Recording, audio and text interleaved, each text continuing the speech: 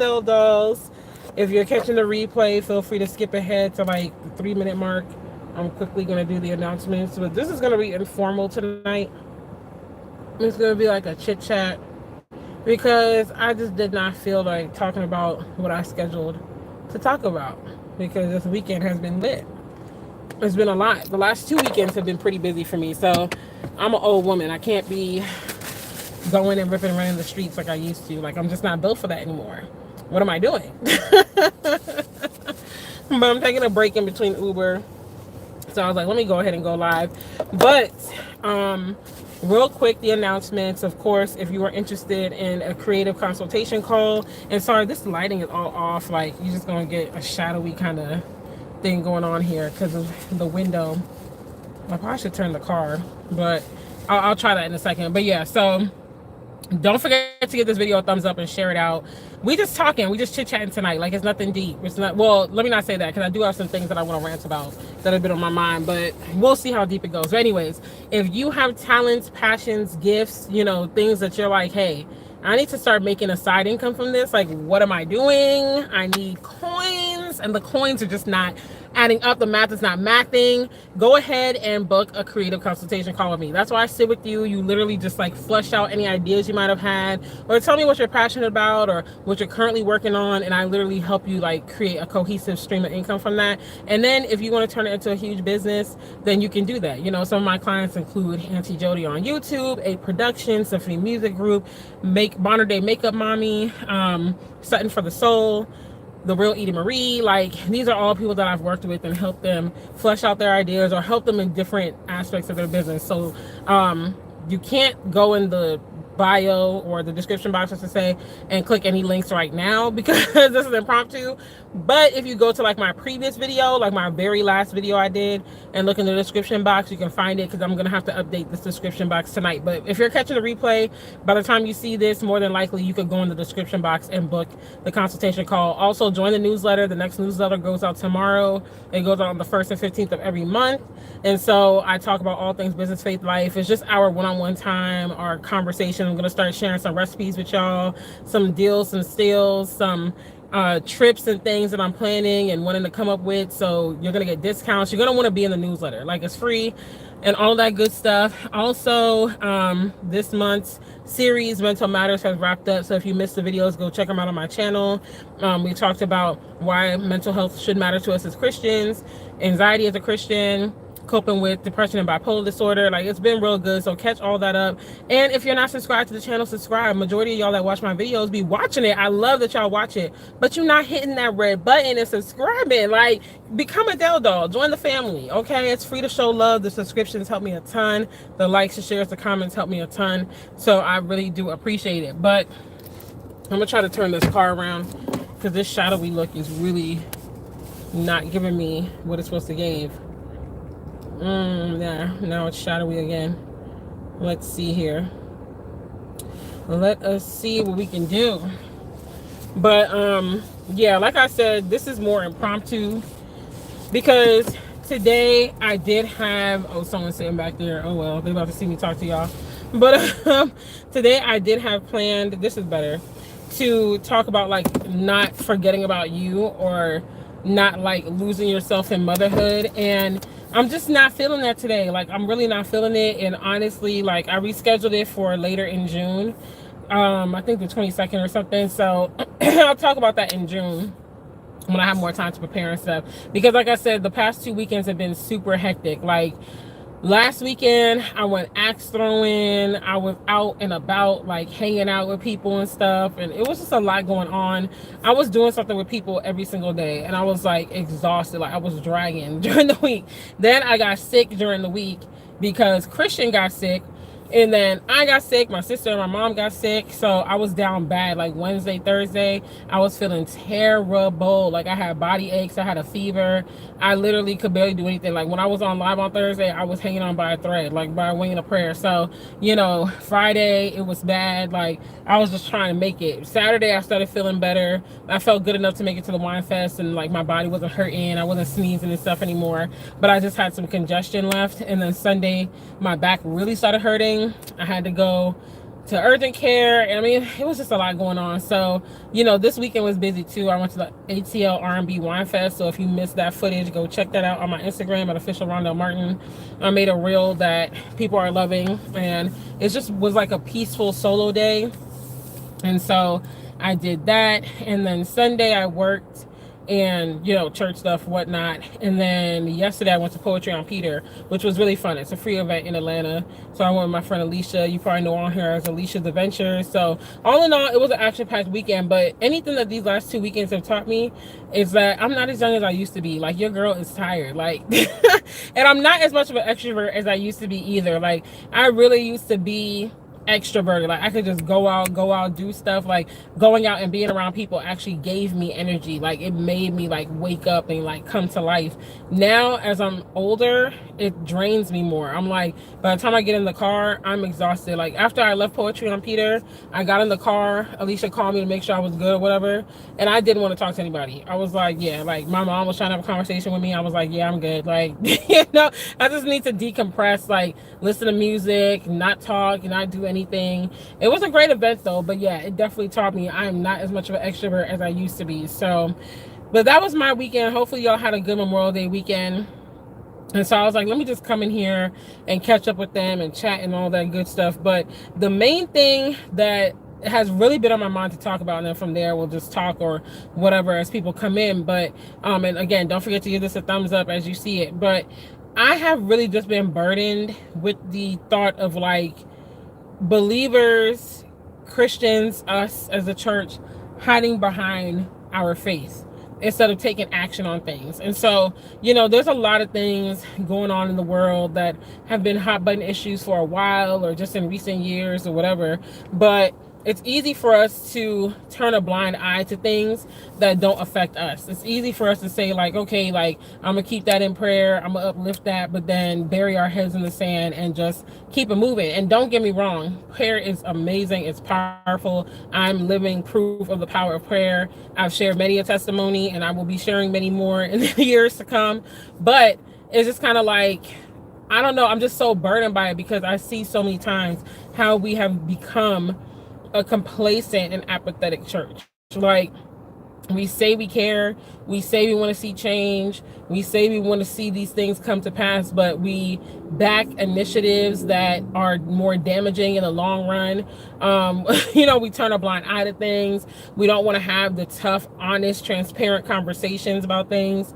And it's just like, at the end of the day, we need to be the ones that are setting the trend. We need to be the ones out here that are putting our words to movement, that are being the hands and the feet. Like, being the church and being the hands and feet of Christ requires movement, because hands and feet, they move, they do things, they change things, you know. And so yes, we should be praying, but that's not all that we should be doing.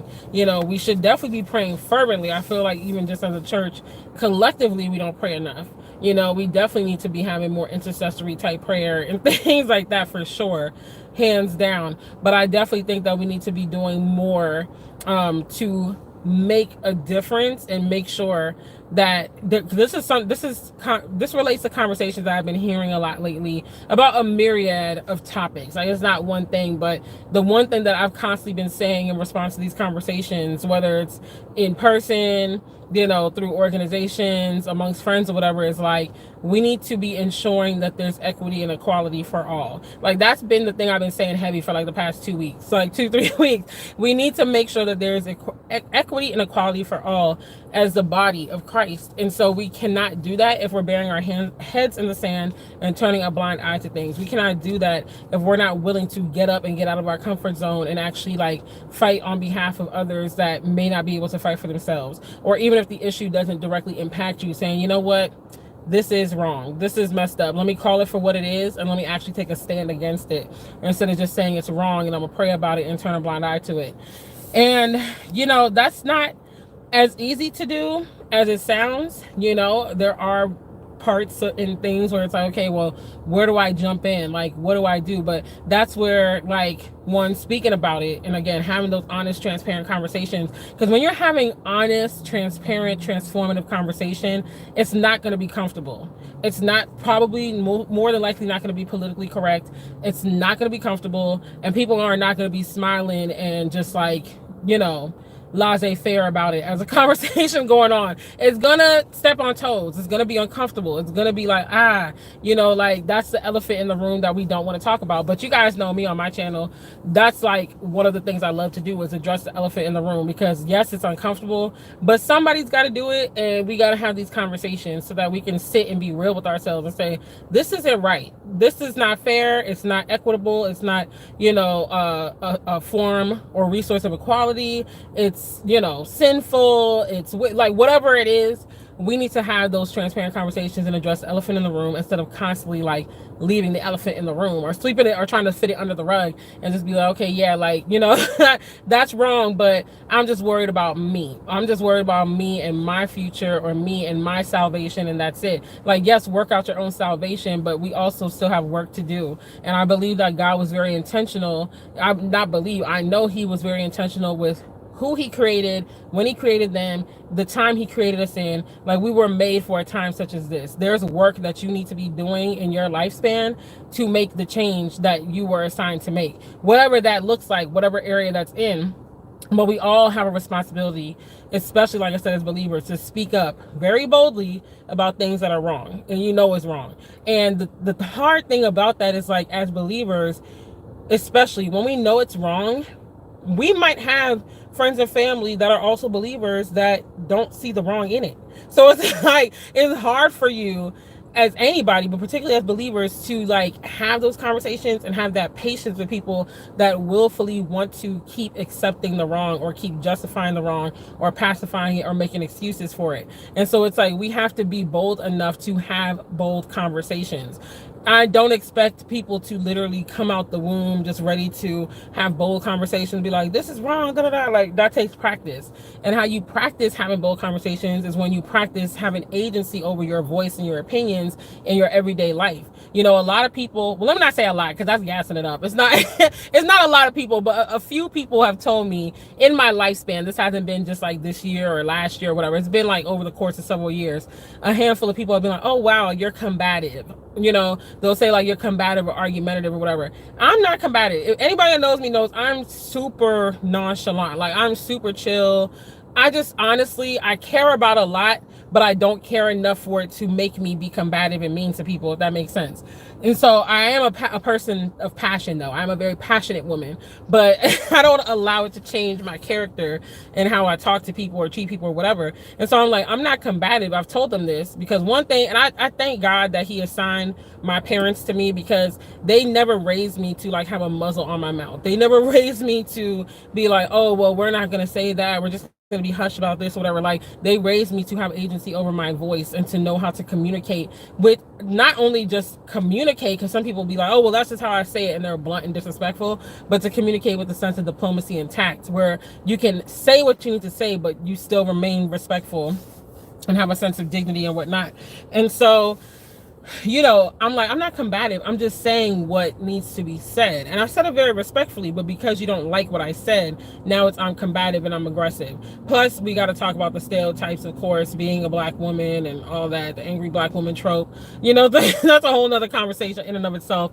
But, you know, it very much goes into that. And it's just like, I'm not being, I'm very calm. I'm very chill. Like, trust me, if I was combative, you wouldn't be the only one knowing. Everybody in the room would know, because when I get to that point, it's not pretty. It takes a lot to get me there, but it is not pretty, you know? So I'm just like, yeah, trust me, you wouldn't be the only one saying this right now. It'll be a whole room of people are like, yeah, she doing the most. Like, you know?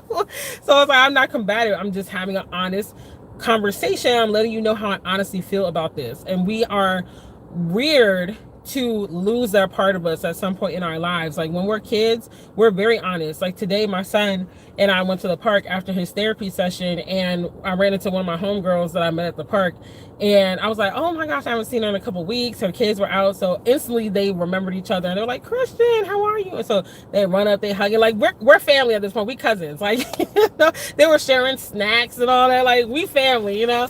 And so they're playing, and every time there was a grievance, they communicated that with each other. It wasn't like, oh man, she just made me mad, but I'm gonna sit here and act like I'm good. Christian was like, I don't like that. Like, you're not sharing. And then, you know, one of the daughters would be like, Christian, you're not being very nice right now. And they were just so like straightforward.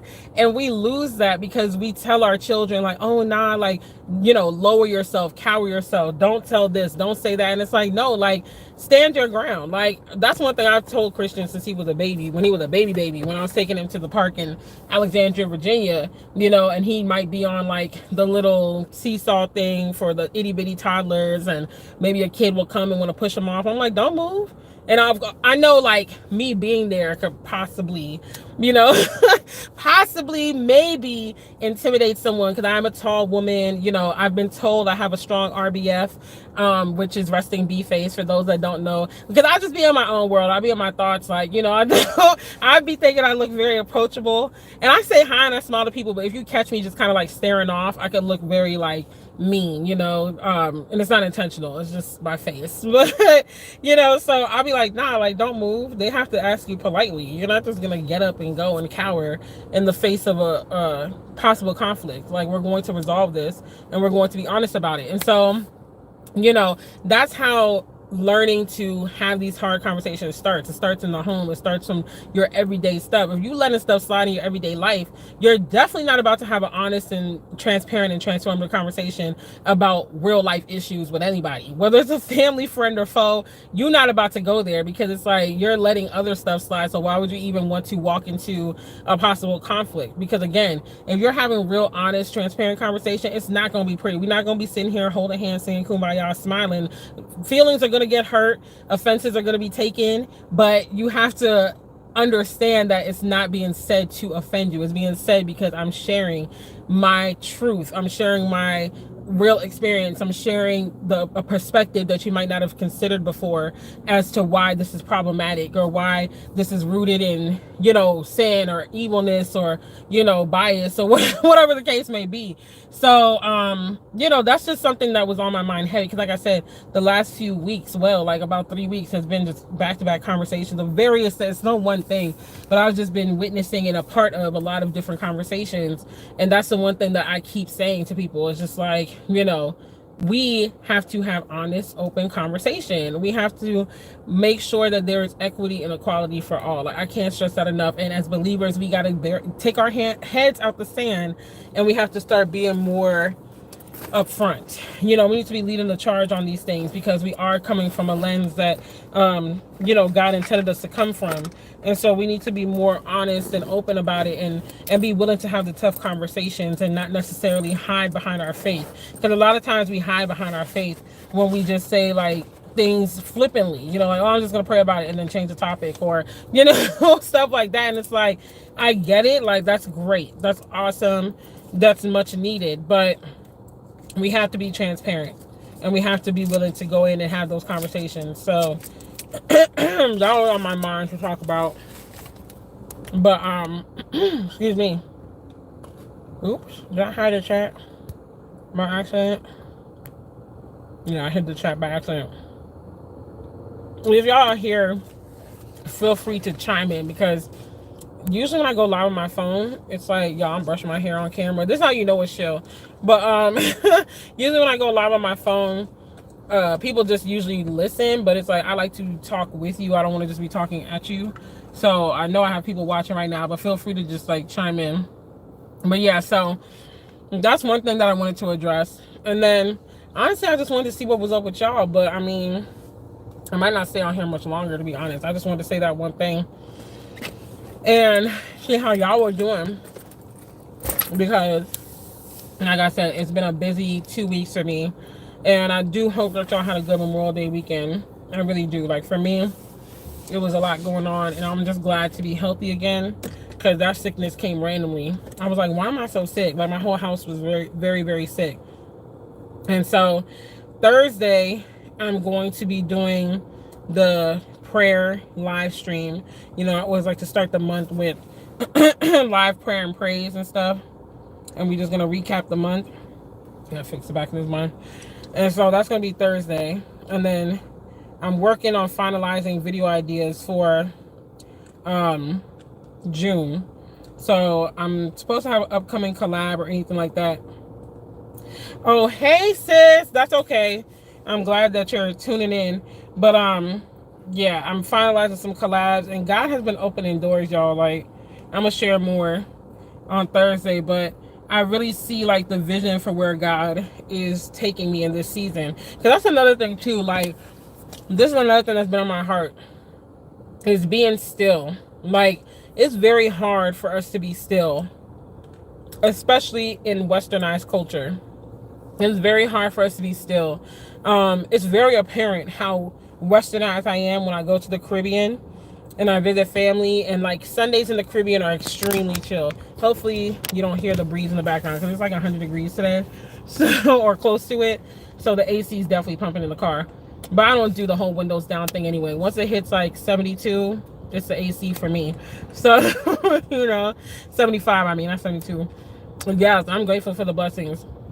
But yeah, like it's hard for us to be still, because when I go to the Caribbean to visit my family, Sundays are super chill in the Caribbean. Like, stores are closed, restaurants don't really open like that. Like, it's like the whole city, the whole villages and everything are just like super chill. Like, people are just in church eating lunch. They might, in Guyana particularly, they might go to the seawall, which is the wall obviously that separates the sea from the land, because Guyana is below sea level. And so the seawall is made in such a way where you can like go. They have vendors out there selling like icy drinks, plantain chips, all sorts of stuff. You can fly kites, people listen to music, eat ice cream. Like, it's just like they go in lime there. That's what we call it, a lime. Like, they go in lime there, they just chilling. And so they'll do stuff like that, but they're not out here hustling, just getting to it, you know, on a Sunday. And for me, those days are rough. It's just like, man, like, we really gonna chill all day? Like, we're not gonna do nothing. Like, it's so hard.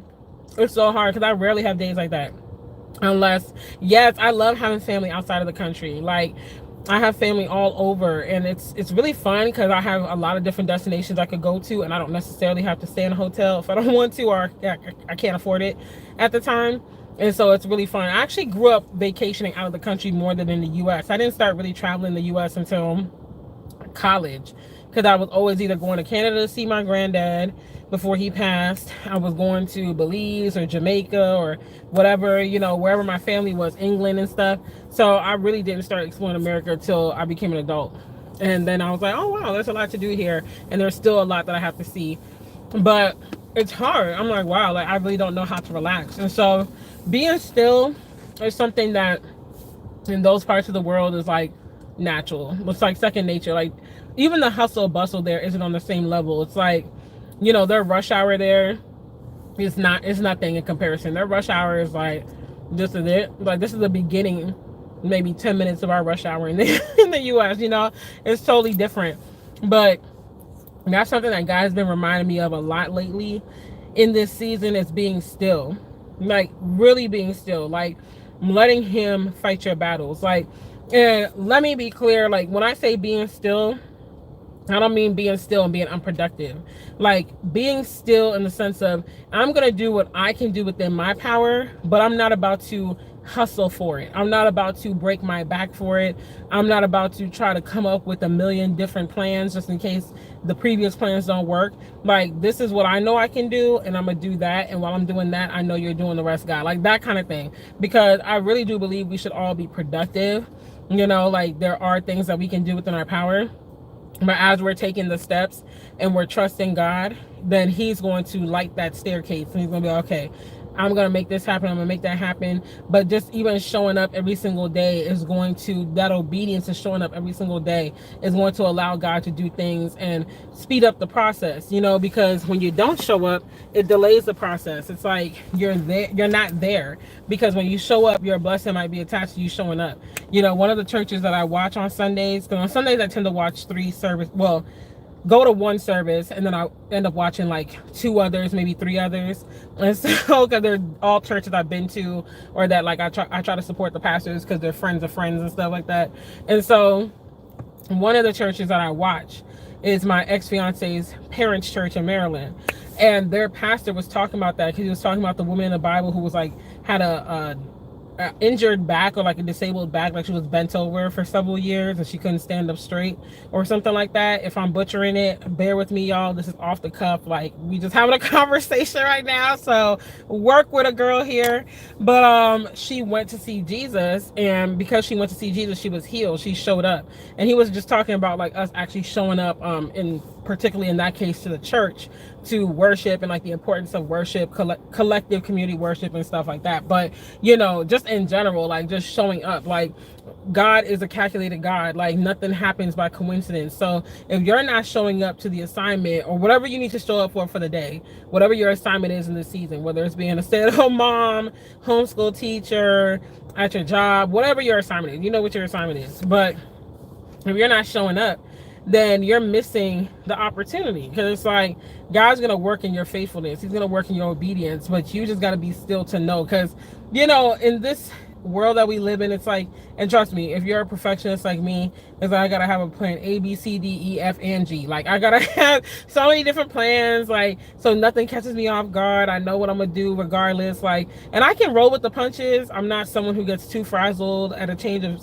you know, a sudden change of plans, but I just like to be prepared, like over prepared, you know, because it just makes it easier. Like who doesn't like to be prepared? You know, I at least I feel like everyone I know likes to be prepared.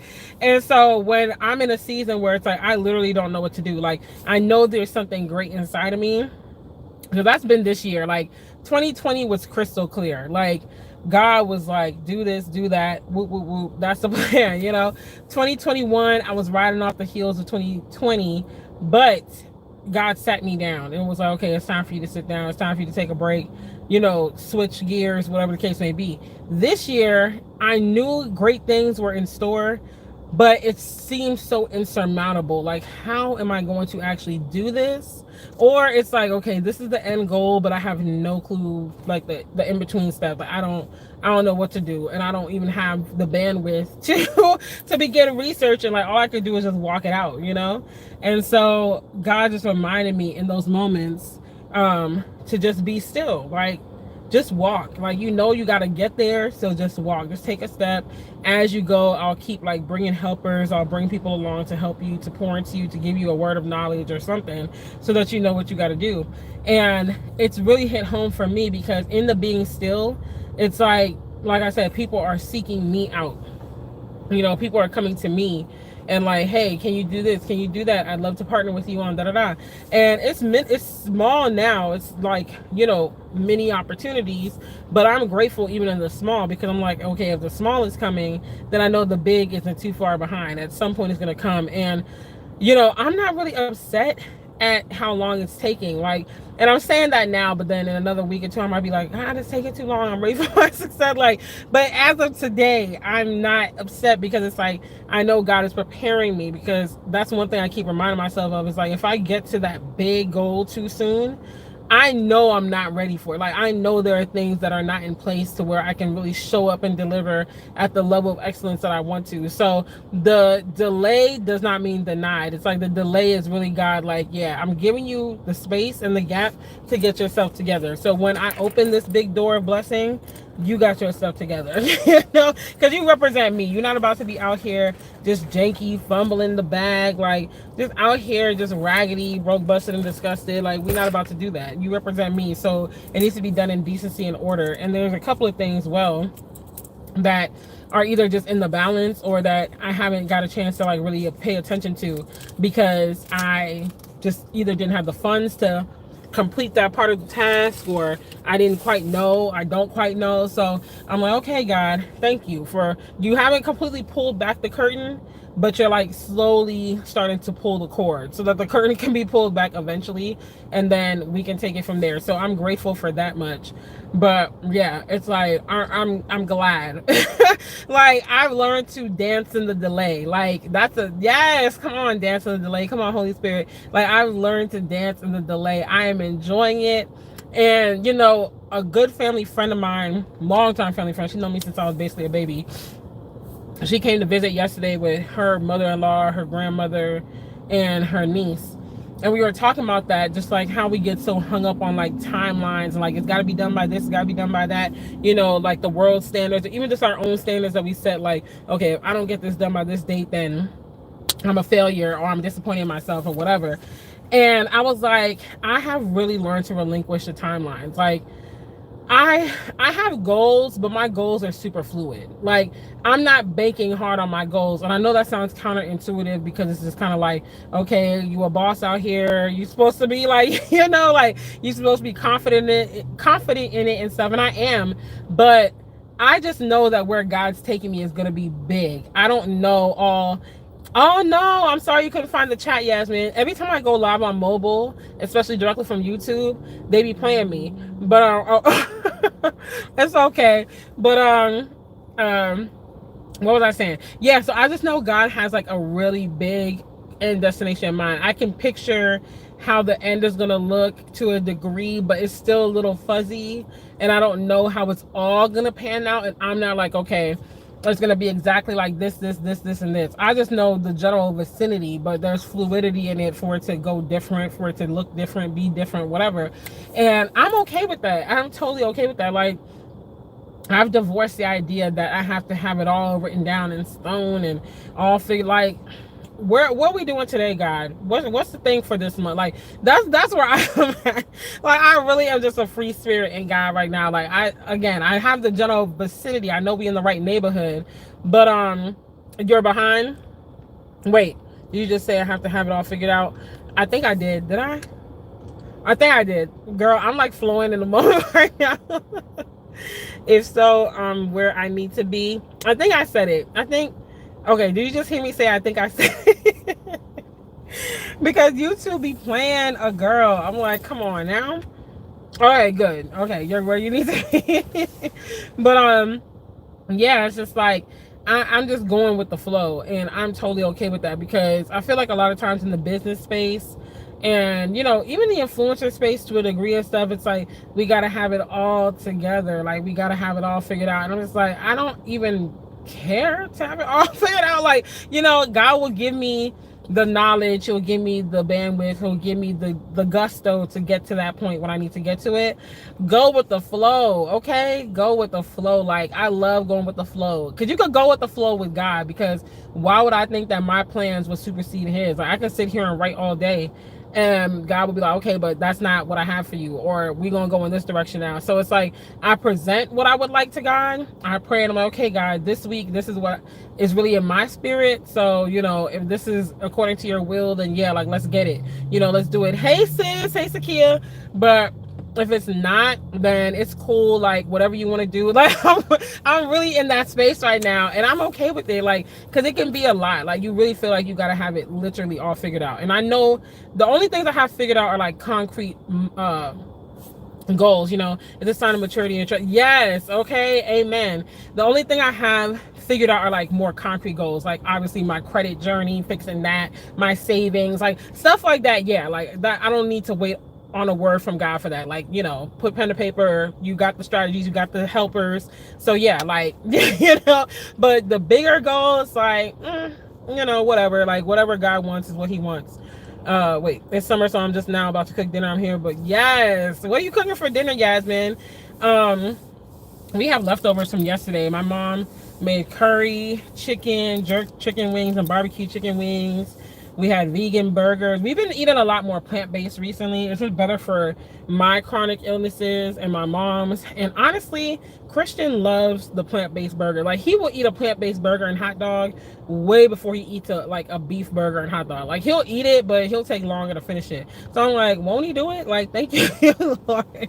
Thank you, Lord, you know. But now he is a sweet tooth, though. He gonna eat the healthy burgers and patties, but then he gonna want a whole bowl of ice cream. So I guess you can't have it all. But he will eat the vegan ice cream, though, because my mom buys vegan ice cream or sugar-free ice cream. It just depends on whichever one she gets for a better price. But he does like vegan food. So I don't know. I'm thinking of possibly like making his diet a little bit more vegan. We'll see. Because he does like some chicken. My child loves some chicken. So he loves chicken more than me. I could go pescatarian. He likes fish, but he gotta have his chicken. Like, that's how he is. But anything else, he's like, it could be plant-based. But yeah, so I'm just in a season of trust and being still. And it's like, in the being still, God is sending the people that are seeking me out. Like, you know, the woman that I was mentioning earlier that I'm going to collab with this month, she reached out to me, and I'm glad she did, because she has amazing things that she's working on. I can't wait for y'all to meet her. And it's like the way that God is bringing people along, it's like our souls just connect to each other. Like, you know, we just vibe together. Like, it's a natural connection. Even the woman that I met at the park that I saw again today, like, first day I met her, which was a couple weeks ago, I want to say it was in April, maybe it was early May, I don't know, but from the first conversation, it was like, yeah, like, this feels so natural. Like, I feel like I know you forever. And today was our second time seeing her at the park, and like I said, our kids ran up to each other, we're hugging each other, sharing snacks. Like, it was on some like, you're my cousin type stuff. So, you know, I just love how God orchestrates things. And even if it's just for a temporary relationship, because that's one thing that I've learned a lot since moving here. And that's one thing, when you move out your hometown or home area, you realize like how God isolates you sometimes. And God is very calculated right now in how my relationships are, because I was even telling Yasmin the other day on the phone, like, it's been through almost 3 years here, and don't get me wrong, it gets very lonely sometimes. It's literally just me and God. Like, I talk to my mom, I talk to my sister, but as far as friendships, it's like, it's really just me and God. Like, Jesus is my homeboy on a whole nother level. Like, I mean that when I said, like, Jesus is my best friend, literally. Like, we talk about everything. Like, I be talking to him. I know I look crazy because I talk to myself a lot as it is, but now those conversations just involve God a lot more. So I be literally talking to myself, like, in public and stuff like that. And I'm just like, I'm really at this point where Jesus is my friend. Like, he is literally my friend. What a friend I have in Jesus, okay? Because friends have been coming and going, changing like the weather. And so moving here has made me less extroverted, and like I said, it's showing just in even how I respond to going to events and stuff. Whereas like maybe like 5 years ago, if I went to that poetry event last night, I would have been ready to be like, yeah, but we gonna go get coffee afterwards, this, that. I was done. I was like, I don't want to talk to anybody. Like, it was a great event. People were nice. It was a great event, but I was like, don't talk to me. Like, when I left there, I was like, don't talk to me. I'm tired. Like, I just want to be in my thoughts alone. You know, don't touch me. Don't look in my direction. I'm definitely more of an introvert now. I'm like an ambivert, because I still have an extroverted way about me, but definitely more introverted in my 30s. And so, you know, it's definitely made me more introverted. It's made me a little bit less, I guess, enthusiastic to make new relationships, because it's just like, how long you gonna be around? You gonna leave me like that? You gonna leave me like the rest of them did? But it's like, it's for real though. It's like, I mean, how long you gonna be here for? Like, I don't even know if I could get that invested. Like, every time I get invested, you're gone. You know, you move. We not talking no more. Like, you switch up on me for no reason. Like, the last almost 3 years have been so weird. Like, people have switched up on me for no reason. I can see if there was beef. I can see if I said or did something or whatever. Then at least I might have a little solace. Like, okay, all right, we fell out because of whatever. But when people literally hit a 180 on you out of the clear blue sky, and you're like, dang, like, I thought we was cool. Like, what's going on? Like, that really starts to like work on your mind. You're like, is it me? Like, I don't get it. So I'm like, this is God making it very clear. Like, these people are just here for assignments. Like, that's all it is. Like, these ain't close knitted relationships. These aren't deep relationships. And if they don't move or like cut me off, it's like lifestyle changes. And so, you know, out of respect, I try to give people a little bit of distance when lifestyle changes happen and things, because I never want to be that friend where it's like, oh my gosh, like, she's calling again, like, she's so needy, she's so desperate, she's so like, you know. So I try to give people healthy space, but I don't have friendships that I had back home. Obviously, I mean, I grew up there, but you know, just regular stuff. Like, where are the friends that I could just like be like, girl, I'm going to Walmart. You said you was going shopping today. Let's go to the same Walmart. Let's just walk around, talk, you know, like regular stuff. Like, me and my friends back home, it wasn't always like a planned day. It was just kind of like, oh, you got to go shopping. Okay, cool. Or, oh, I'm in the neighborhood. Like, you home. Okay, I'm gonna bring a pizza. I'm gonna stop by and just chat with you. Like, that kind of stuff. Like, I need regular friendships. Like, that's what I need in my life. I have a lot of business connects. I have friends I could go out with and do stuff, but the friends where we could just have a game night, a movie night, regular, like, let's just go to Walmart, let's go to Target, like, you know, let's go get our nails done together and just chit chat, like maybe get a coffee on the way or something, or go to KFC. Like, where are those friendships? I need that. I got high level connections. I need lower level, like basic bare bones. Like, and that's what I miss, because it's like I don't always want to get dressed up and go somewhere. I don't always want to have to plan something or show up at a certain time or whatever. Like, it's throwing me off. Like, I want to want to be able to just do random stuff, or even like how I do Uber Eats, because I can have people in the car with me. And back home, I mean, obviously we're grown, so people couldn't always be in the car with me, but on the weekends, I had like one or two people that their schedules are pretty flexible, so as long as they weren't working, they'd be like, hey, I'm off today, like, you want me to come with you? I'm like, yeah, let's go. So we just driving around, like talking. Like, I need stuff like that. I need regular. So God's making it very apparent, like, this ain't that. Like, I feel like God is very much telling me, you're going to orchestrate that community. I've been trying to run from orchestrating it for a long time, because I don't really like being the leader of stuff. I'm not really one of those people that seeks positions of power and all that. Like, I just want to, I'm cool in the cut. Like, I'm cool in the background. Let me know how you need me to help, and that's that. Because it's like, with all of that, just, it's more on my plate. But I really feel like God is like, yeah, you're not getting those friendships, because guess what? You're going to be the one to orchestrate that community. Because I've been having a lot of people coming in my circle, or just in my pathway or whatever, and not all of them I really keep in touch with. I mean, literally, like, one time I was in the store and this woman came up to me and we were just talking, we were just talking, and the conversation came up about Atlanta, because 9 times out of 10 when I run into people here, they're not really from here, or they might have been here a while, but they're not from here. And so I'm just like, oh yeah, how do you like it? And she's just like, I mean, I'm not crazy about it, but I've been here for 7 years, or 7 or 8 years, I think she said. She was like, I'm like invested, because I bought a house and stuff. And she's older. I mean, she's not old, but she's like middle aged. And so she was like, I bought a house, like, me and my husband are here, we cool, but I miss back home. Like, I don't feel like I've really made roots here. I'm like, dang, 7, 8 years, and you still are having this feeling. I was like, Lord, say it ain't so. Say it ain't for me. Don't let that be my portion.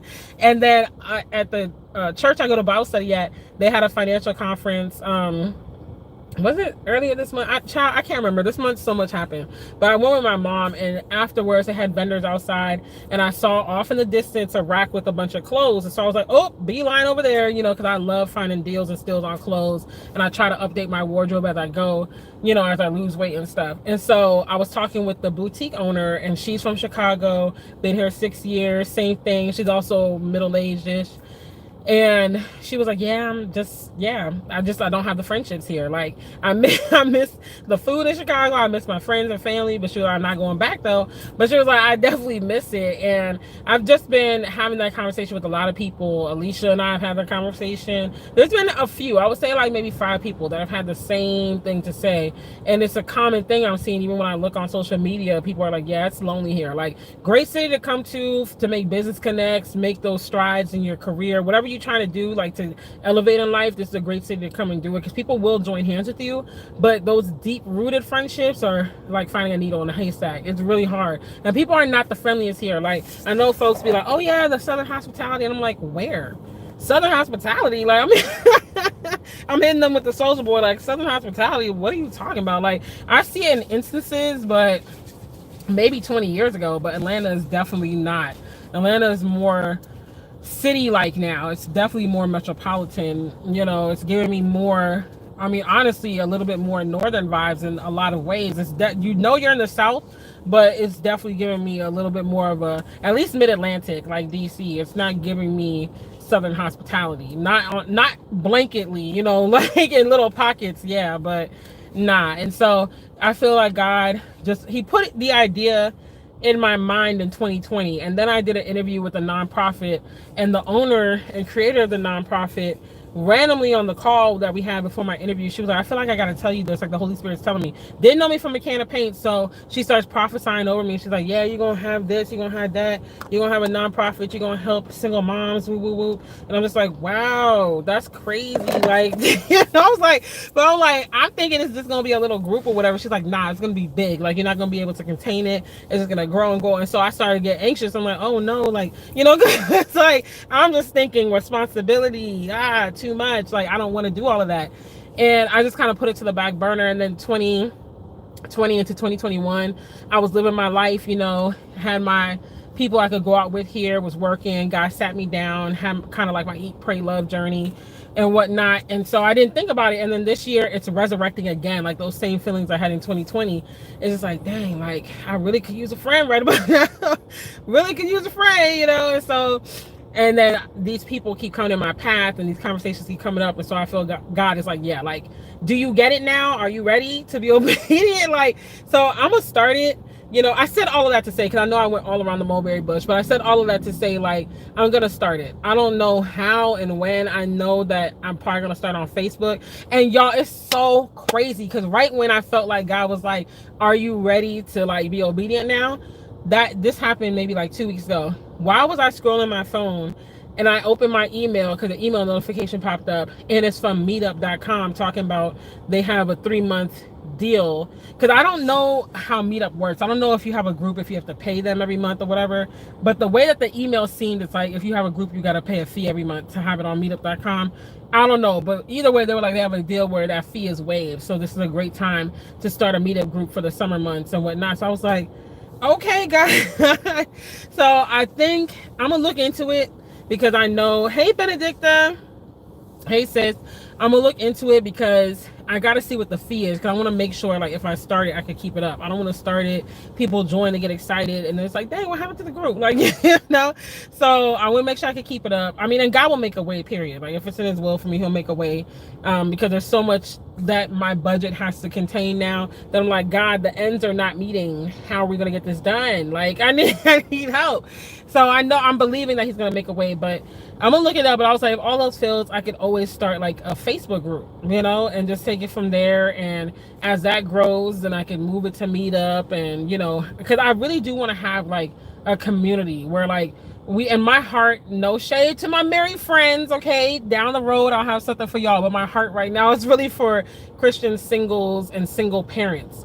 I really have a heart for Christian singles and single parents, because I am one, for one, and two, I keep meeting, you know, Christian singles and Christian parents who are just kind of in this wilderness where it's like, I need people I can hang out with, like, you know. And I again, at some point I would love to have chapters, even like where, you know, there's chapters in different cities, and, you know, someone to look over the marriage part of it, you know, where it can be like a community-based organization. And so I can have married people looking over the married part if I'm not married by then or whatever, and I can have people orchestrating stuff for the single parents. And so like, I would like this to actually be a thing, like a national thing, you know. Because I feel like it's needed, but for emphasis on Christian, because I got to be able to share my faith with you. I got to be able to say God and you don't get offended. I got to be able to pray for you. Like, I want it to be not just, okay, we're hanging out, but where it's meaningful, doing life together relationships, like where, again, we could do from the most mundane to like the fanciest and everything in between. We could walk through the highs, the lows together. So I really am like, okay, God, I hear you. I'm gonna go ahead and be obedient. I am so scared and nervous to do it, because I'm just like, whoo, child. Because I moderated a few groups in DC on Facebook, and people loved me. I was like their favorite moderator. Okay, whether the other moderators want to admit it or not, I was I was their favorite. And some people told me flat out, "You're my favorite. You keep the group lively. Whatever. Love seeing you at the events and so on and so forth." But it was a lot of work. It was a lot of work. And when like drama came up, granted, these groups are very big. They weren't for one specific thing, like all Christian or all single parents, or, you know, it was like just anybody in the DMV. So it could get very robust. So if like conflict came up, I got in the middle of a few of it by hearsay, and I'm like, Lord, I don't want that. Now, I'm not saying because what I'm starting is going to be a Christian group that it's not going to have conflict, because I mean, we still raggedy in a lot of ways as believers. We just know Christ. But I'm like, I'm trusting that I can orchestrate an environment that is very familial, because one thing that people have always told me, even on my YouTube, is like, this feels like we're family, like we're in my living room talking. Like I'm in the car talking to y'all outside of like this Mexican restaurant. Like, you know, it's very chill. Like, I just like, come on in, take a load off. How's life, sis? Or bro, because like I said, single parents. I don't want it to just be single moms. I want it to be single parents. And I'm hoping Now, through this organization, I can help some single parents get married. I would love to have testimonials like that. Like, I was a part of her community. I met the single father. I was a single mom. I would be so elated if I could help. Like, even if it didn't happen for me, like, I would just love that. Like, I don't know. I just love seeing that kind of stuff and being able to orchestrate. I'm a great matchmaker. I'm a phenomenal matchmaker. It's questionable for my own life, but I got receipts. Okay, I've got testimonials of people that have taken my advice that I've literally put together and they're married.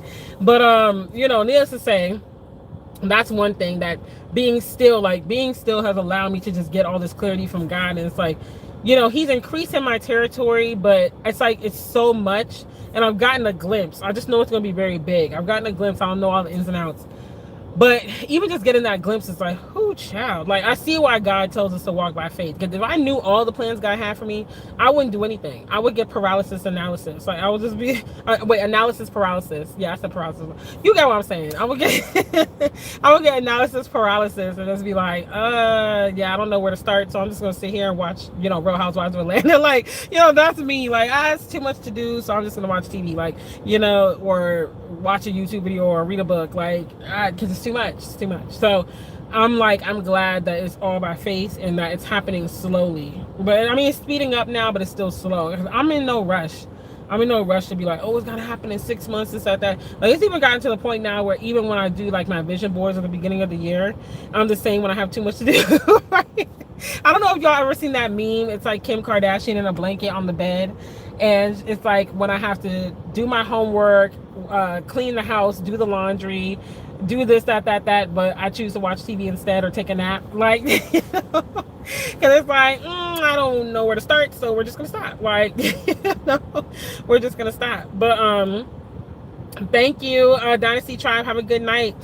And I'm about to wrap up myself. But yeah, so it's just a lot, and I'm like, God, I'm glad that you're easing me into it, because I'm not ready for all that God has for me right now. I'm really not. I honestly am not. Like, I will squander it. I will be irresponsible. I'm like, God, just give me a drop every day. As long as I'm 1% better today than I was yesterday, that's good enough. Like, I don't need to be getting it all at once. I'm not in a rush. Even when I do my vision boards, like I said, I put it on there, but I'm not doing my vision boards with the mindset of like, it's got to be this year. Like, I know a lot of people, when they do their vision boards, are like, these are my plans for this year. Like, I want these things to happen, in this year. For me, it's more so like, this is what God put on my heart right now. I'm believing him for it. It could be next year, it could be 3 years from now, but this is what I'm believing him for and what I'm going to meditate on for the year. So, you know, it's more so like me writing down the vision that God has given me versus like, it's got to happen in this time frame. Like, honestly, what is time? Like, honestly, what is time? Like, and when you learn too that your life isn't leaving you or passing you by, I feel like that also helps you to have more trust and patience. Because when I was younger, I believe it will be great, Rondell, God has been revealing visions as well. Really? Wow. What, if you don't mind sharing, you don't have to give all the nitty gritty details, but like, what area has God been revealing visions for you for? And you know, when I just came to grips with the fact that like being at 33 is still young. Like, I feel like, you know, the world is like, if you don't have all this done by 30, like, you're a failure. I'm just getting started. Like, we are just at the tip of the iceberg. I got so much life ahead of me, Lord willing. And I know whatever God has in store for me is going to happen in this life. Like, you know, I'm going to accomplish all that he needs me to accomplish when he needs me to accomplish it. So I'm like, I'm not stressed anymore. I used to be so stressed when I was younger. Like, oh my gosh, by the time I'm 35, this, that. I'm gonna be 35 next year, and I am not losing sleep at night. Like, I am chilling. I'm good. Okay, just like, I am good. I mean, obviously, like I said, by tomorrow I might be writing a post on my Instagram stories complaining, and y'all gonna be like, I thought you was good. But as of today, right now, 8:19 Eastern time, you know, May 31st, I'm good. Like, yeah, I'm good. I'm trusting God. I'm believing him. And you know, like, when you care about something for so long that you just don't care anymore, you're just like, I mean, it's whatever, like, whatever. Like, I know that if it's for me, it's going to come to me, but I'm literally not sweating it. Like, that's where I'm at. That's where I'm at with it. So I'm just excited, and you know, those are the two things that I really just wanted to rant about. And then obviously, like I said, catch up with y'all about Memorial Day. But for those who missed the beginning part, I was just talking about how we can't keep hiding behind our faith. So we got to have those uncomfortable conversations, because there's been a lot of conversations about hot button issues in the church I've been witnessing or a part of. And you know, I think that a lot of times we tend to bury our heads in the sand and just be like, oh, I'm just going to pray about it and keep it moving. It's like, but are we being the hands and feet? Are we having the hard conversations, which you will not be hard conversations are not enjoyable. If you're smiling and laughing and having a good old time throughout the entire conversation, you're probably not hard enough. It's probably not transparent enough. Like, you got to put your foot on the gas just a little bit more. I'm not saying you got to be rude or whatever, but you got to say the uncomfortable truths to get real reconciliation and solutions and whatnot. And to just make sure that everyone has equity and equality. That's been something I've been saying for weeks now. Equity and equality for all, especially as a church. We should not be here backing anybody that doesn't want equity and equality for all. Like, that literally makes no sense. But we're not going to get into a Bible study on that. Let me see what you said. Honestly, so much, and looking to put everything in perspective. I feel you. I literally was saying I'm about to be 27 and have to remember I'm walking in God's timing. Yes, you know, God's timing. It's so, like, I remember being 27 and I was pregnant and right when I turned 27, because I got pregnant like 3 months into being 27, I was just like, oh my gosh, like, I'm not where I want to be. Whoop, whoop, whoop. And next, you know, I honestly, it's funny because my birthday is November, so I turned 27, and in December of that year, what year was that? It's all a blur. 2015. Okay. Whew, you know, you get old when you stop counting. But but it was December 2015. I just turned 27 in November, and I wrote in my journal entry, because I found this journal last year, I think, or into 2020. I wrote, I don't think I'm ever gonna have kids, because I was with my ex-fiance for a while, you know, and I just thought I was infertile, you know, without spilling all my business. Y'all connect the dots, but I thought I was infertile. And so I was just like, I don't think I'm gonna have kids. Like, I'm just gonna set my mind to the fact that I'm not gonna be a mom, like, not biologically at least. And then 2 months after that, I got pregnant. So it's like, you literally never know when that desire of your heart is gonna come to pass. You literally, like, you can be right on the brink. Like, today you could be like, God, is like, where are you at? Is it gonna happen for me? And you could wake up tomorrow and that thing that you've been praying for happens. Like, it literally comes into your life, or that breakthrough literally, like, shows up in your face. So you just never know. And I feel like I'm really close to a lot of things I've been praying for, because when I get into this space where I'm just kind of like, God, it's whatever, like, whatever you want to do, that's a good space for me to be in. Like, that's usually when those breakthroughs come through. So I'm like, this is a good space. Like, I'm just like, God, it's all up to you. I'm just here to be obedient. What you need me to do today, where you need me to go, like, that's where I'm at. So I'm definitely going to be praying for you, Benedicta, that the revelations become clearer and clearer, and God gives you the bandwidth and the, you know, the foresight and all that to just, like, put your hands to work, because that's the biggest thing for me. I be getting stuck at the first step a lot of times.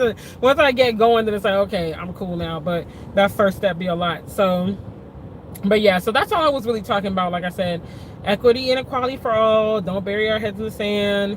Don't just say I'm gonna pray about it and be flippant. Like, have those tough conversations. And it starts with our children, because I gave the example of Christian and just other kids that he's meeting along the way, and how they're very direct. Like, kids don't care. They gonna tell you. They very much rest in the I said what I said energy. But it's like, we take that away from them as they get older. So it's like, don't take it away. Like, I always encourage Christian to stand his ground and speak with, you know, his truth and use his voice. But of course, I try to channel it in a form of respect and being tactful. But I don't want him to lose that. I want you to speak up. Like, and I'm grateful my parents raised me like that too. For some people, it could be a lot, because it's like I said, some people in the years over my life have said, like, oh, you're combative. Or, I'm not combative. I don't start fights. I really don't. Just the thought of starting a fight, to me, like, it's making me tired right now. Like, y'all really be starting arguments? Like, I don't do that. I don't. But if an argument comes up, I'm not going to run away from the conversation. Like, I'm going to address it. So, you know, it is what it is. Thank you so much. I pray that you bring your visions into fulfillment. Thank you, sis. I appreciate it. It's going to be big, y'all. I see retreats. I see trips. And like I said, I'm going to have something where it's not just for single moms or single women, but it's for women, period. Like, Christian women, where we could just go and, like, go to, like, Savannah for the week. Like, I'll start small. I'm not going to be like, okay, first trip to Dubai. Like, nah, we got to work our way up to that. We got to work our way up. There's levels to this. What are you doing? Like, what are you doing?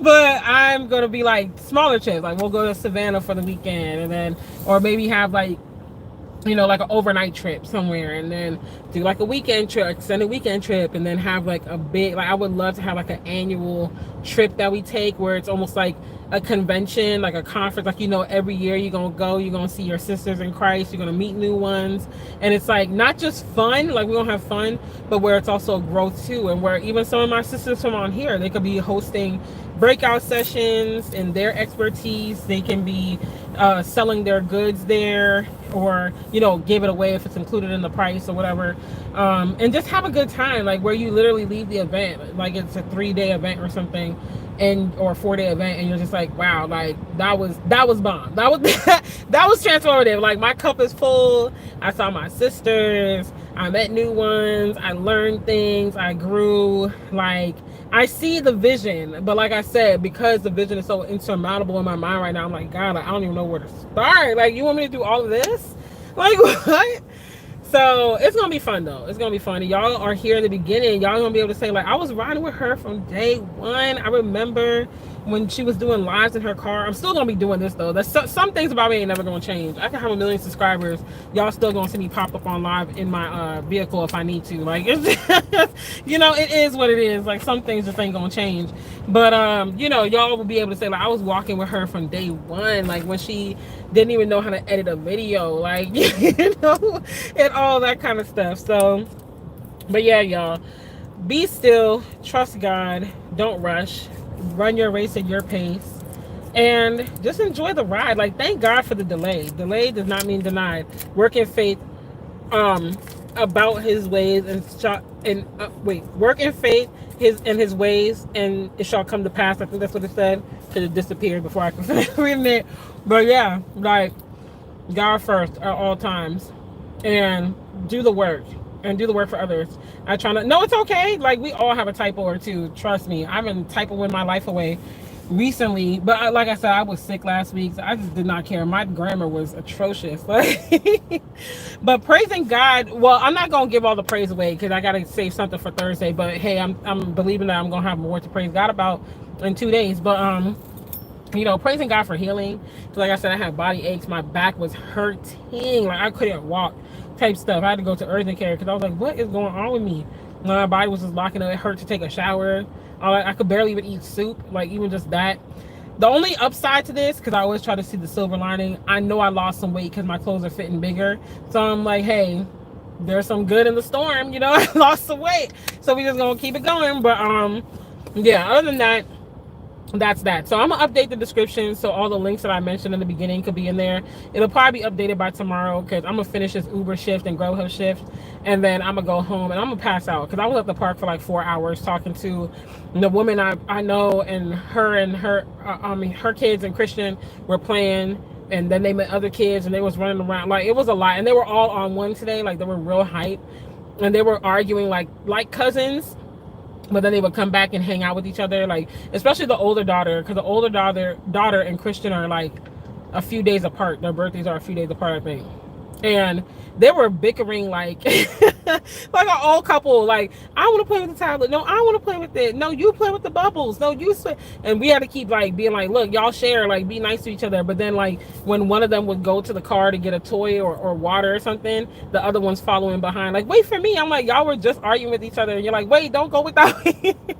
I'm like, I can't take it. Y'all are too much. But he had a good old time. Christian was out there for a while because it was hot today. Then he was out there to the point where he started to look flushed, you know, like his face started to look red and stuff. So I was like, yeah, it's time to go because this water and stuff ain't helping. It was really hot, but it was a good time. So yeah, I'm gonna be out. I'm gonna shower and I'm gonna be knocked out. And then tomorrow's Bible study and stuff. So, but Thursday, I'm gonna be live 9 p.m. I don't think I have the live saved yet. No, I don't. But you'll see it come up on StreamYard probably tomorrow as well. So just make sure you give it a thumbs up. If you ever see any of my pre-planned videos come up, thanks, Yasmin. Yeah, Christian did really good at the playground today. For those that don't know, he has a speech delay and a mild language disorder, and that affects how he interacts with other kids. Plus the fact that it's been COVID. Hey sis, hey Alexis. Plus the fact that it's been COVID, he never did like formal daycare. It's all good. Like it was good, candid conversation. So you can replay it and leave your comments. And so he's really like iffy about kids. Like he don't just take to anybody, which I mean, I take it as he has a strong sense of discernment. I don't force him to just play with any old body. But when we first started going to the playground, he was not trying to play with anybody. Like I had to be with him all the time, like step by step. And now today he did so good. Like he played with all the kids. He was by himself on the slide a couple times. He wasn't scared when other kids came. I was like, look at my baby go. So he did really good. I was really proud of him. And we came home, I fed him dinner, and then I came out. But yeah, so Thursday night I'll be live 9 p.m. and we'll be good to go. And congrats on your move to Houston, sis. I want to live in Houston one of these days, one of these good old days. I'm gonna hopefully get to spend some time as a resident there. Hey Janique. Hey sis, I'm wrapping up. But yeah, it's Tuesday. It's Tuesday. Like the 4-day weekend, it threw me off, even though like it's just another weekend for me, but it definitely throwing me off too. I'm like, wait, today's Tuesday, like tomorrow's already Wednesday. Come on, get into this Texas life. No, all my people are moving to Texas. I'm just like, I feel like you'll be really I know, I can only imagine, because it was super hot today. Like it's been hot for a while here. Like I've been wearing summer dresses since March, like the first weekend in March. But I mean, today was crazy. I don't know if it's because like the last 2 days were a little cooler. So, ooh, yeah. But I do want to visit Texas. I've only been to Dallas. I enjoy my time there, but I want to visit you, obviously, in Austin. Yasmin, I want to visit Houston, but I really want to experience living in Houston one of these days. So we'll see how God works it out. But I know I ain't staying in Atlanta. I know that much. Okay. I'm here for what I need to accomplish, and then I'm already thinking of the next destination. Yasmin, maybe you can find me a husband in Austin, get me there a little faster. But I hear Austin has a lot of great you like Dallas? Yeah, like Dallas was cool. That was cool, but I hear that Houston is more diverse. Like, so I'm interested in seeing how that is. I hear Austin has a lot of development going on though, and I know a lot of companies that moved there over the last few years. So I'm interested in seeing that kind of vibe too. And then I do want to see San Antonio, just because I feel like if I'm gonna do Texas, I might as well hit all the major cities. So those are the three that I want to go see, and then I do want to go back to Dallas. But I do know a few people in Dallas, but I feel like a lot more people I know are between Houston and San Antonio. Dallas gives me blind. Really? I feel like people say that about Houston. Maybe I didn't tap into that side of Dallas when I was there, because I did go for like a business event this was years ago. This was like when I was finishing college. So I haven't been back since to actually see it, just passing through. So I do need to check it out. I want to do a road trip to Texas, honestly. I'm a little closer to it now. I mean, it's still going to be a drive, but I like to drive. It's like me driving from Virginia to when I drove to Chicago. So I'm like, I could do it. Houston gives me elevated Atlanta. Okay. So Dallas, I'm feeling Dallas is like a little bit more DC-ish, and Houston is a little bit more Atlanta. Sophisticated, but okay. I think I'm seeing the difference here, because that's what I say about DC. I'm like, DC is a different type of black excellence, but Dallas is like, nah, ain't no new money over here. Yeah, definitely give me DC. I always tell people, I'm like, DC is like old money, Atlanta's like new money.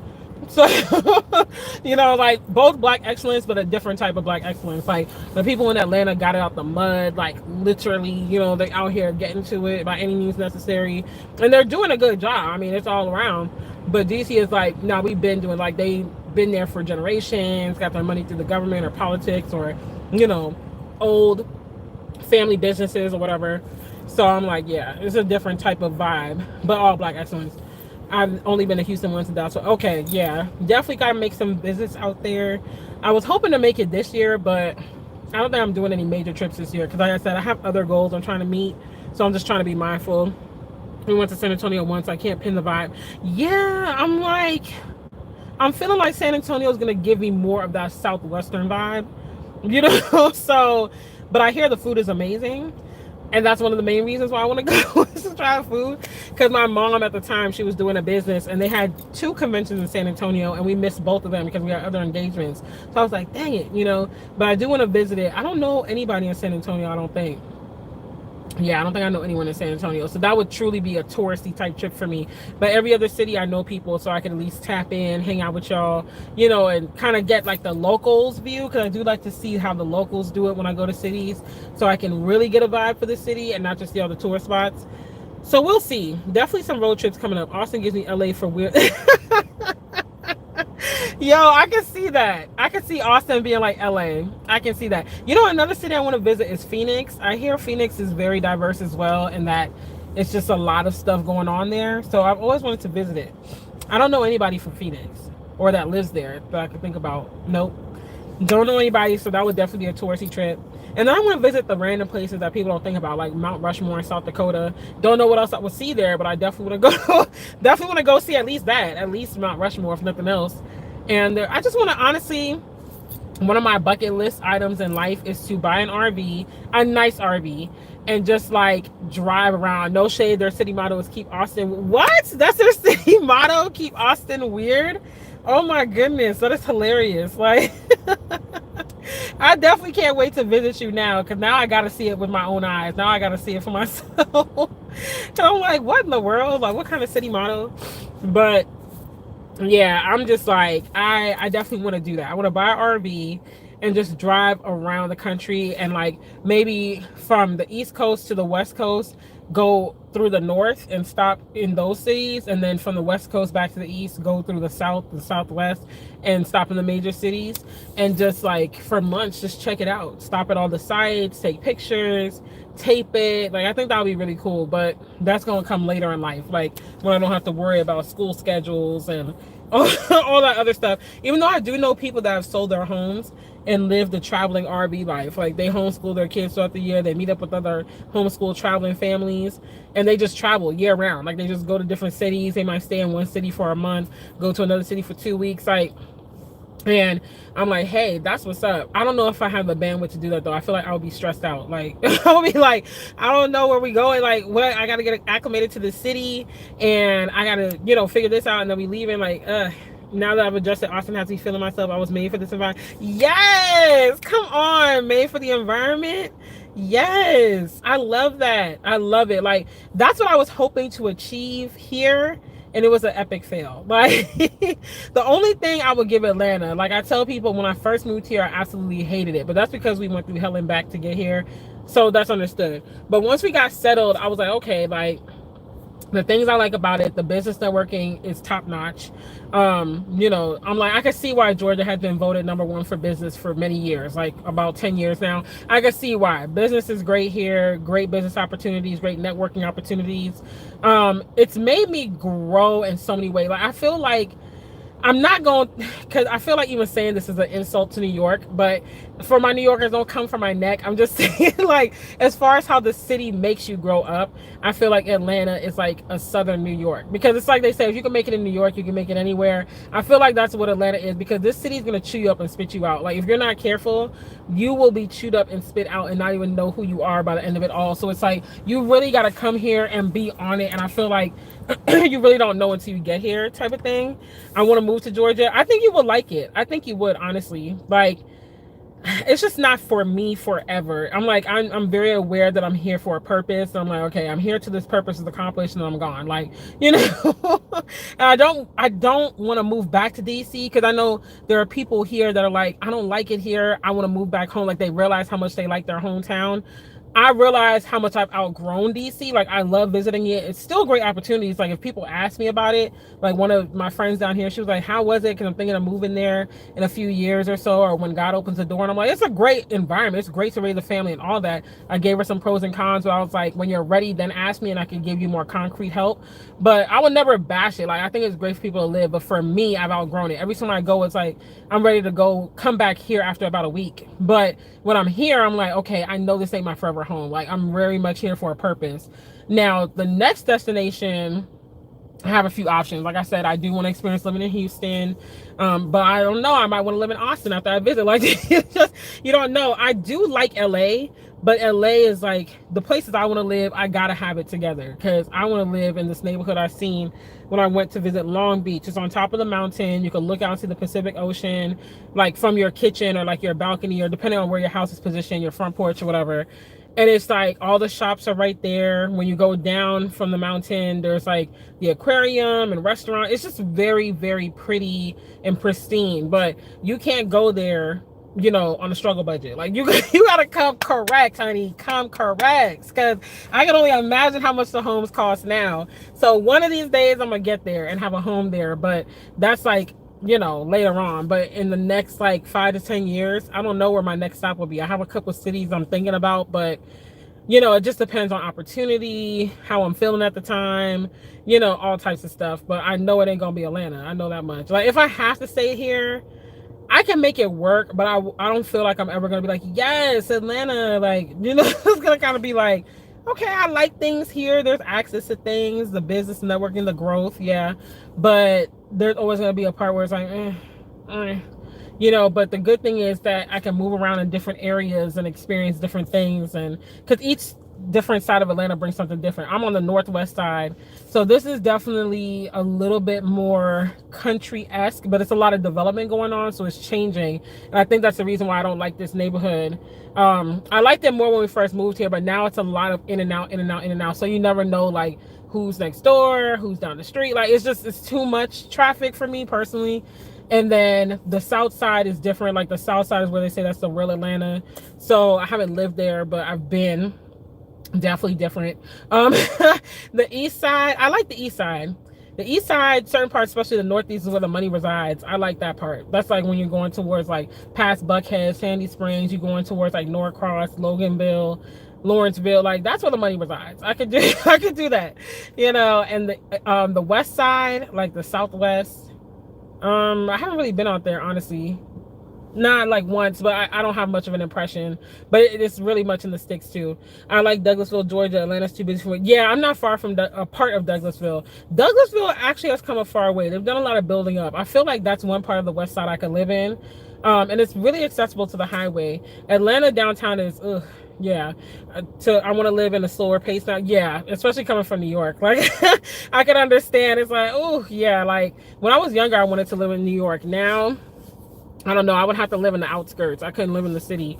I can't live in downtown Atlanta either. The housing, I don't feel it's worth the price for the real estate. Even though it's still cheaper than up north, I'm like, you could get more bang for your buck in the suburbs. And it's too much. Like, they be ticketing like crazy. There's no space. Like, they're just building because there's so much people coming. So, yeah, I don't know. We gonna see where God takes me and where things lead, but I would love, and I do want to live overseas. My family does have land overseas. I just don't know where I would want to, like if I'm gonna settle overseas, I don't know where. Obviously Guyana is always an option. That's the place I'm, you know, have the most family, most familiar, but I do have family in other countries, so I'm open to it. I do really like Belize. I really like Belize. I have an aunt there. I like Belmopan, the Cayo district, they call it. I really like Belize. Because Belize City is too close to the water. Every time it's hurricane, you packing up, evacuating. I don't want to be doing that. As I get older, so like the Kyle district is inland, so I could just like kind of chill out. You know, it's not impacted by the hurricanes and stuff, but it's really pretty, good land and stuff. I'm excited to see where God guides you. Yes, like it's gonna be great. My family and I have some big plans. My mom's working on stuff for herself, but I'm just thinking even just me and my son, you know, what I want to buy for us. Like I know I have access to that stuff, but I want to have stuff for us. So, but anyways, y'all, I'm sitting here rambling, talking about my life that has nothing to my future plans that have nothing to do with you guys. Well, I'm gonna go ahead and go. So, yeah, suburbs me. I don't want to be out in the sticks, but I don't want to be like in the middle of the city. I wanted to be in the middle of the city till I was like 20, 21. And then I was like, I want to be accessible, but not in it. So that's it, y'all. I'm going to go ahead and let y'all go. Like I said, come back Thursday night. You'll see the scheduled live tomorrow because I'm not doing it tonight. I'm going to sleep once I hit the house after a shower and all that. I'm going to just go to sleep. But you'll see it pop up because I'm going to do it through StreamYard. And that's just going to be the live prayer and praise. And then when I solidify guest appearances and stuff, then I will put out a schedule. But we'll see. We just going with the flow this month. But yes, thank you so much, sis. Y'all have a good night. Get some rest. Okay, especially you feeling like me after the weekend. I turned up a little too much. Like I'm not as young young as I used to be. I need to get some sleep tonight. And the thing is, I'm saying that now, and then when I go home, I'm gonna be wide awake. Like, oh, let me watch a TV show. Like, it always happens like that. You be so tired, and then you hit the house, and it's like, wow, like I really can watch TV right now. So let's touch and agree that I actually go to sleep on time tonight. So tomorrow I'm like rejuvenated fully, especially after being sick for like a week. So love y'all. I will see you Thursday night, 9 p.m. Eastern. So 8 p.m. Central for all my Central Time folks. 9 p.m. Eastern Thursday night. I'll see y'all for the live prayer and praise. And we'll get this month started, y'all. Happy June. Because by the time I see you, it's going to be June. So happy June. All right, y'all. Good night. Love y'all.